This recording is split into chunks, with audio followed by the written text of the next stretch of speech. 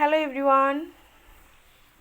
শীতের দিনে আমার একদম ফ্রুটস খাওয়া হয় না, আর কিছুই খাওয়া হয় না। তার জন্য আমি কি করলাম দেখো, অনেক বিট আর গাজর নিয়ে এসেছিল। আর গাজর বিট আমি ভাজা করেও খাই, কিন্তু এমনি জুস করে আমার খুবই কম খাওয়া হয়। আর শীতের দিনে ঘুম থেকে উঠতে উঠতেই বেজে যাচ্ছে 8টা 9টা, সেই কারণেই দেখো আমি এটা পিষে নিয়েছি। আর পিষে নিয়ে এটা আমি জুস বানাবো। আর এটা জুস বানানোর পরে আমি এই বরফের এতে একটা একটা করে বরফের জন্য দিয়ে দেব।